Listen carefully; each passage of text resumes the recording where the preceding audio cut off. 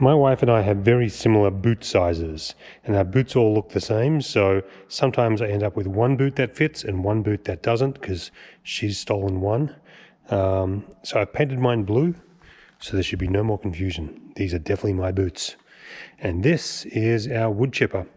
We bought it about a year ago. We used it maybe for one day, then it was in storage in a big tent that got blown over in a windstorm.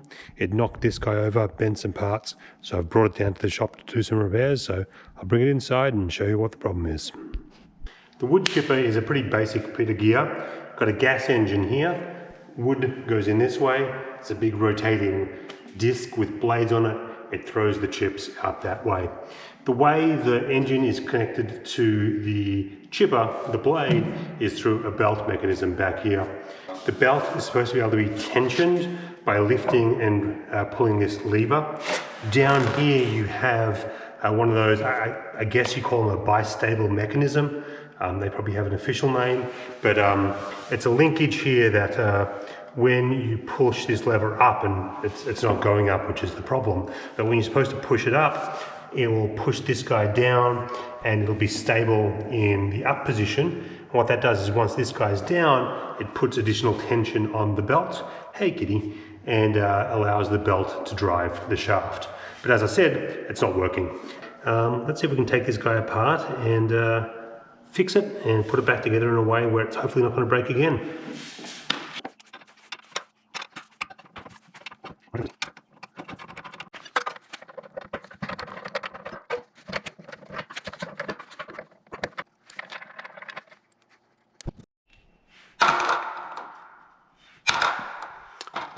IKEA, stainless steel pan, these little bowls, really useful.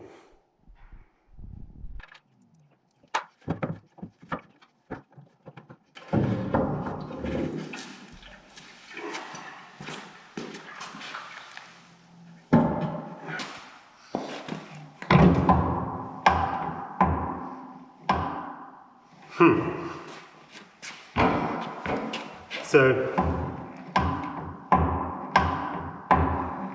this is the way it's supposed to work. Hence the way it wasn't working before. But something about taking the motor mount, or the motor off the mount, has made it work very smoothly.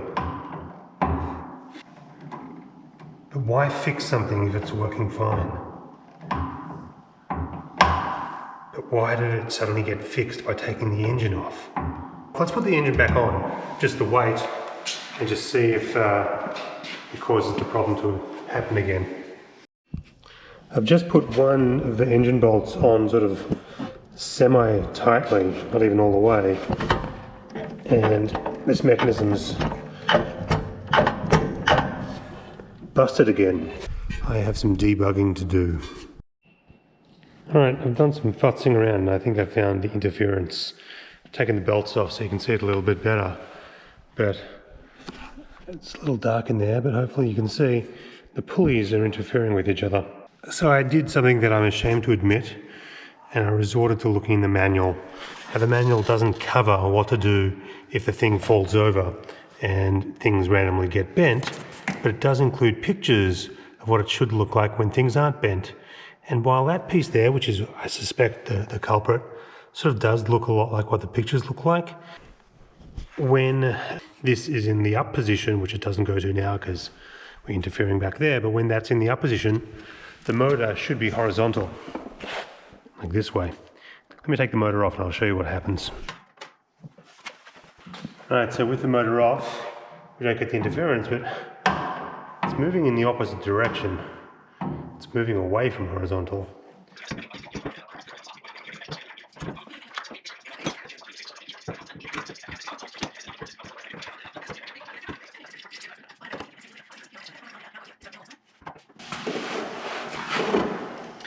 I think I fixed it.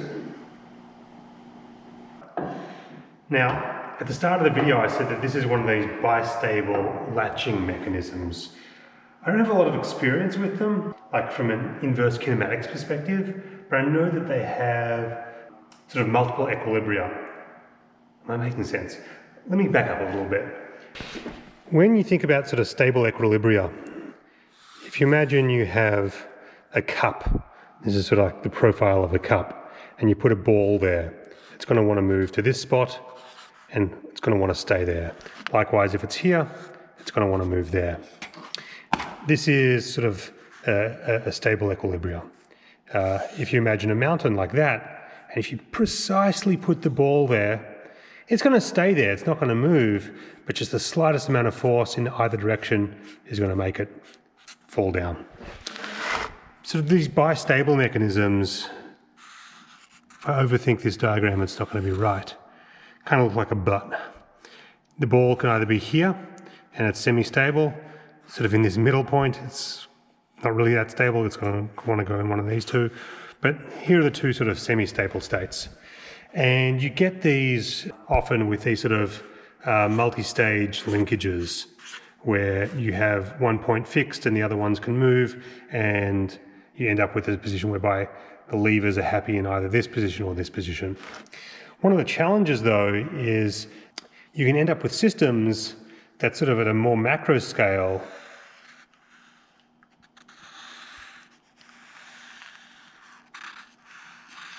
look like this. And when I was first looking at this machine after it had sort of fallen over, it was stuck in this state.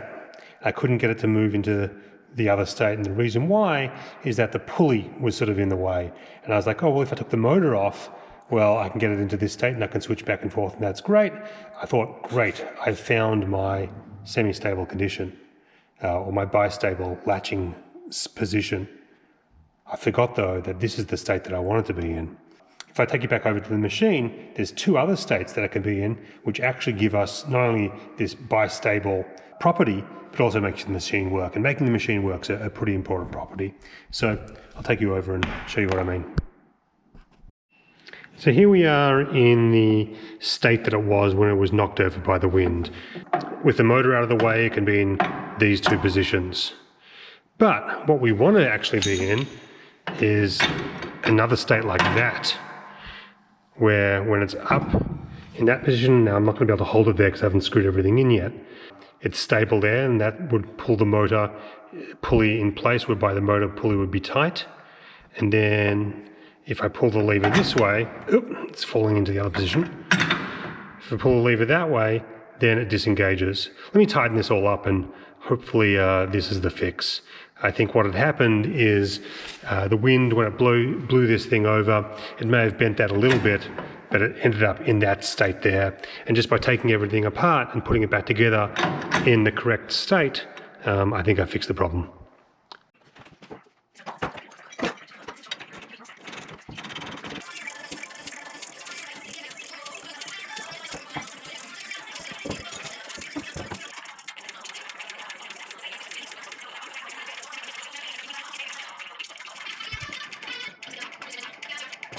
So I have it all put back together, and it seems to be pretty good but not perfect. In the up position, the belt is correctly tensioned. I did have to adjust this adjustment nut a little bit, but the tension's good. And if I move it back, the belt tension releases, which is good. But it's supposed to move all the way back here.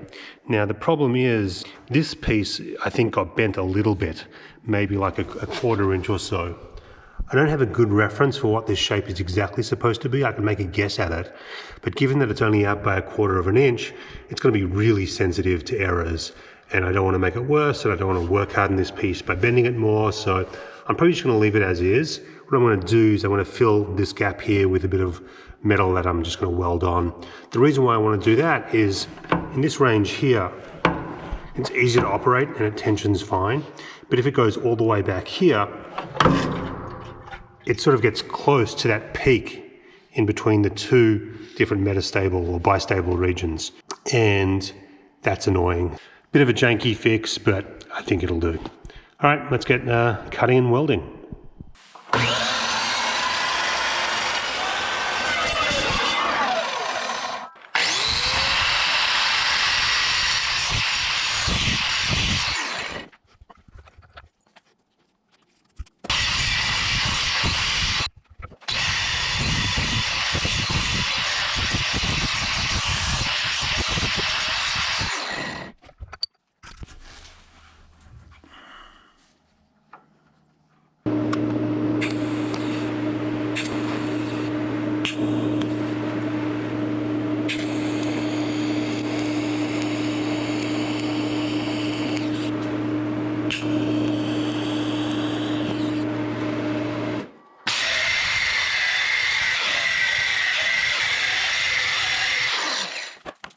good enough for a bit of yard equipment.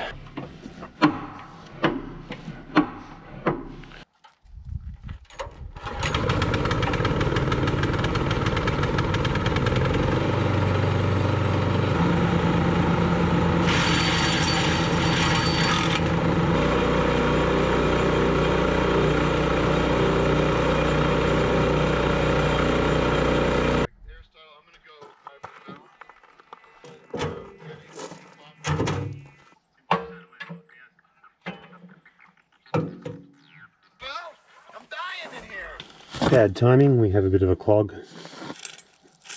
I managed to wedge most of it out, but I figured I'd show you what the blades look like. It's always fun sticking your hand in a wood chipper.